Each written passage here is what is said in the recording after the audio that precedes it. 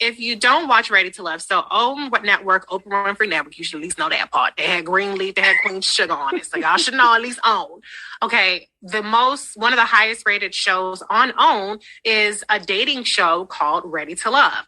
And the dating show features 30 to 40 something year old Black singles. They had a couple of 50-year-olds sprinkled in, didn't never work out. They was voted off first and second. So it's more so 30 to 40-year-olds, something Black singles who are trying to find a love connection. So there's been varying degrees of success.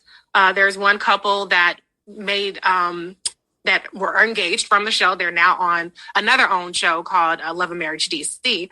But there's one castmate in particular that I was a fan of. And Erica, you and I both agree, right? We're both a fan of hers. Yeah. And I love that she's confident, that she's, that she communicates what she needs. And one particular scene, she communicated what she needed to the gentleman that was on a date with her. And he immediately rose to the occasion. And I was like, see, this is what I'm talking about. That's what you got to do. You got to open up your mouth. But I saw on social media, she was really getting like nasty and just uncalled for comments. And in particular, it was directed at her being a mom. Ooh. And that to me, I cannot abide by any kind of shaming, but especially when it comes to mom shaming. So it came on my heart. I made a comment and she responded to it, and we had a little short exchange, and it came on my heart to invite her on the show because I wanted to give voice to single parents out there who are looking for love, but I also wanted people to really hear from us about how just the nastiness is uncalled for. The mom shaming is uncalled for. And the dad shaming too, because it's not just women that get it. Now we get it the worst, but the mom shaming is uncalled for. So it is my pleasure to welcome to the Reecie Colbert Show, Miss Jeffri Riley. Hey, Jeffri. Hey, guys. How are you? How are you doing? I'm amazing. Can you see me? I can't. This is my first time doing the show remote, so we got a little different of a setup. But I can see you. We're on a radio. We're on SiriusXM, as you know. But you look beautiful as always. Yeah. I'm so excited. We're so excited to have you. Before I get into my questions, is there anything you want to add in terms of what you want listeners to know about you up front? Really just, I know for sure they're wanting to know a lot about my life as a mom and how I'm kind of balancing everything and still trying to find time for love. Really, I just want them to know that I'm just trying to live a peaceful, happy life with my babies. Like, there's not really a lot to it except me just trying to be a good person and find the right people, right. to be surprised. So now, for those that don't know, how many children do you have? So I have 3 altogether. Okay. I have one that'll be 14 March 1st. What? I have a 6-year-old and a 2 going on 3. So. Okay. So let's get into, I don't necessarily want to focus on the show as much as I want to focus on you and your experience. You have been really transparent on the show about how incredibly important your children are and how you're a package deal. Can you talk about how important is it to set those expectations up front? Well, I think for what I've seen, just even generationally with my own family, just because for some reason it's not necessarily appreciated when you're a single mom. So I think a lot of moms, women go into situations almost not even bringing up their children.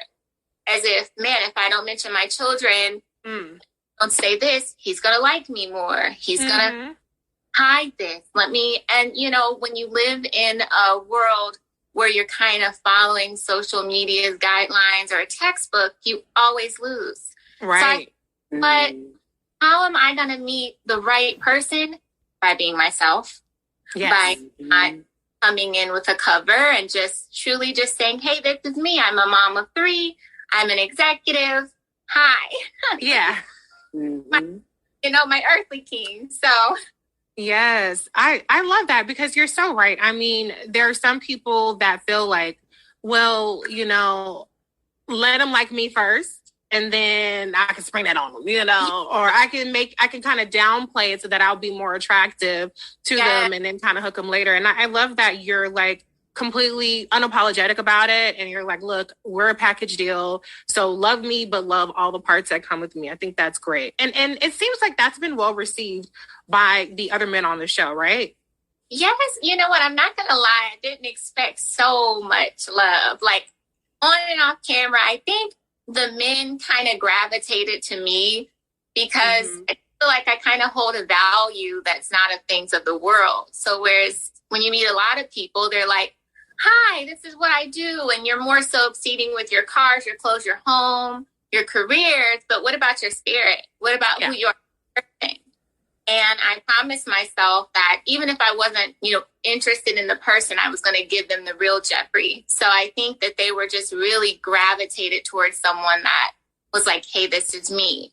It's not always about looks. I mean, there was plenty of women on the show that didn't have any children. And you know, for someone to go into a situation and kind of say, well, you know what, you're a mom, a single mom, you decided not to drop your kids off, you know, in front of a church step, so you shouldn't date.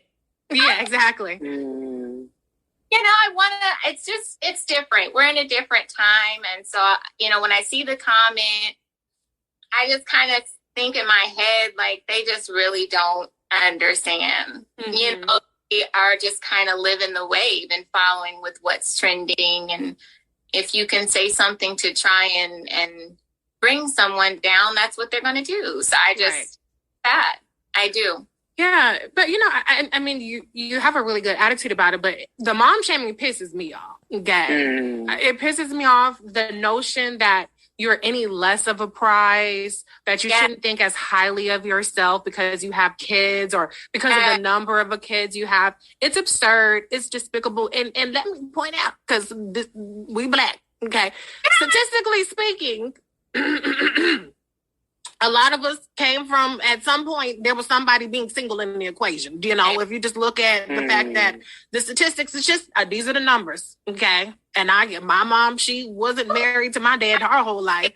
Hello. And she, you know, but she did her thing, which is part of the reason why I'm a fan of yours. Because I'm like, look, I know how it is to be a mama out there trying to live your best life, but still taking care of your kids. But anyway, the moral of the story is that this idea that people are on this high horse, when if you just look to your neighbor, to your right, to your left, somebody probably came or is part of a single family. Yes. So it's really crazy how people forget where they came from or what other people around them are experiencing. Well, again, I think it's just really just a trending fit in what sounds cool. If 1,000 people, you know, are going to tear this person down, so am I, because it's what's.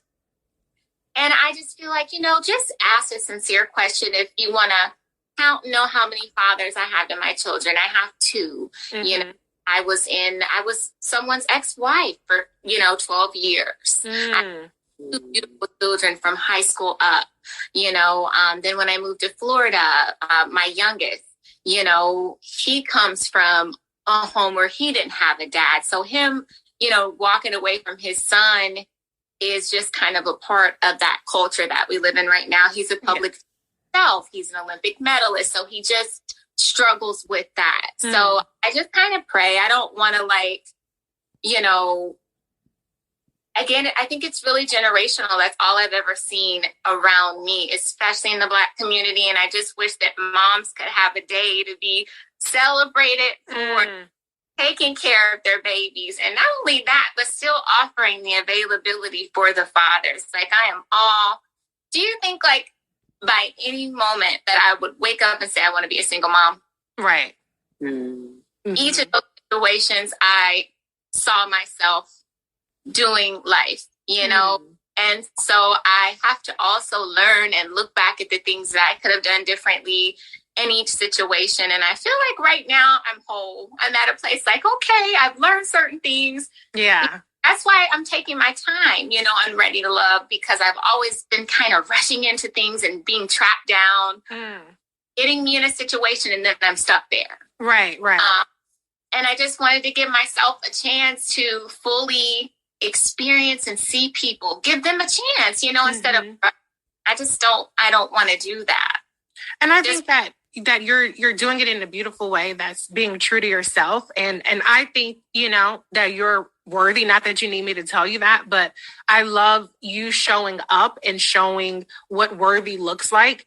And anybody who doesn't get that for themselves or they don't get that for you, that's a them problem. But I do want to give Erica a chance to ask you a question. Erica, what you got?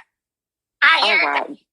Hi, Jeffri. It's such a pleasure to connect with you. Reecie and I are fans. You are really one of the standouts from the franchise as a whole over these past several seasons. So I want you to know that you stand out in a huge way, Jeffri.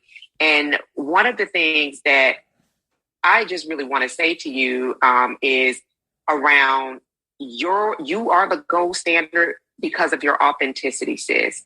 That is the gold standard. There are, people who are not able to have children that go on the journey of being a single parent, understanding that, hey, I might not have the partner, I might not have what the formula is supposed to look like for a family, but this is the family that I have created. And I want to say to you, again, you are the gold standard because no matter if you had not been married or not, you yourself are beautiful in the way that you talk so freely about your children. And I told Reecie, I said, I was just giggling and smiling and clapping when you talked about to Blue that your 5-year-old, I believe it, had a tantrum because he didn't have his toast with his breakfast. I was like, she's such a mommy. So thank you for representing so beautifully on that show, sis. We're rooting for you. That's all I had. It's just lifting you up. Absolutely. Oh, Reecie, guys, like when I'm telling you that I could only dream of having just someone say those words or just really see that the fact that you can see my spirit through the camera, I'm just so grateful. So for both of you guys. Well, we're grateful to you because I one of the things that I try to do, Erica tries to do, is we really try to challenge the boxes that they try to put Black women in. And they start it's really quick, but they start checking off of whether or not you're somebody who is, like I said earlier, worthy. And God forbid you've lived life and everything didn't turn out perfectly up until that point. Now you just ain't worth a damn. You had Kevin Samuels, rest his soul, who made a whole, industry out of or became famous off of talking down to women because they're over 30 and they might have kids and yada yada, but we're not giving that energy. The last thing I just want to ask you is, what would your message be to parents out there that might feel discouraged for whatever reason from seeking out companionship, or they have been mom shamed or even dad shamed in the past? What would your message be for them in terms of what you've learned or what you would say to them? The number one thing, and I'm even for myself that I had to tell myself, was when social media shuts down, when the world closes down and you're at home, that's what's most important. Who are you? You don't need the approval. You need God's approval. And that's it. And it does get hard. But what I tell people all the time is don't read things that's not fruitful for your mind. If it be scared and make you feel like, oh, I can't do this, you have to block it out, including some friends and family that may say, hey, look at this comment, read this, read that. Sometimes you have to say, guys, you know what? I'm really not interested. If it's not fruitful, and sometimes you don't realize you feed yourself, something that's not good, and it just spirals. So I just want to say, as long as you're happy, really at home, that's what matters, because social media can put on, okay? Right. And you just really be a happy person in real life. And me and my babies, we're happy. They're happy. They love their mommy. They're beautiful. I'm happy when the cameras stop rolling. So that is the key, inner true happiness. So that's a beautiful message. Jeffri, thank you so much for spending time with us on a Saturday. We're rooting for you, even if you didn't find love on the show, to find love.